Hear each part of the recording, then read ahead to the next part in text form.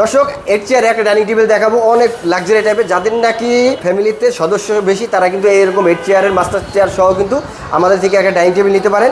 খুবই সুন্দর master chair যদি দেখান দর্শকদেরকে, মানে একবার দেখুন বাড়ির যে মুরব্বি তিনি কিন্তু এই চেয়ারে বসবেন। হ্যাঁ, এবং একটা দুইটা মাস্টার চেয়ার, যদি আরেকটা দেখেন এই যে নিচে আরেকটা চেয়ার আছে, দুইটা মাস্টার চেয়ার, এই যে একটা চেয়ার মাস্টার চেয়ার, এখানে আরেকটা মাস্টার চেয়ার, আর সম্পূর্ণ সেগুন কাঠের, সম্পূর্ণ চিটাগং সেগুন কাঠের। এবং যদি আমি নরমাল করে চেয়ারগুলো দেখাই দিই, একবারে কত সুন্দর চেয়ার দেখেন, ডিজাইনটা কিন্তু খুবই রাজি, খুবই সুন্দর। এবং কাঠের যে কোয়ালিটিটা এবং কালার যে ফিনিশিংটা, আবার কাঠের টানাও দেওয়া আছে একবারে মানে এ টু জেড, কোনো কমতি নেই আমাদের এই চেয়ারে ডাইনিং টেবিলটা, কোনো কমতি নেই। সো এই ধরনের ডাইনিং টেবিল কিন্তু আপনারা ফুলঝুরি ফার্নিচারে খুবই সীমিত প্রাইসের ভিতরে কিন্তু পেয়ে যাবেন, নাগালের ভিতরে আপনাদের।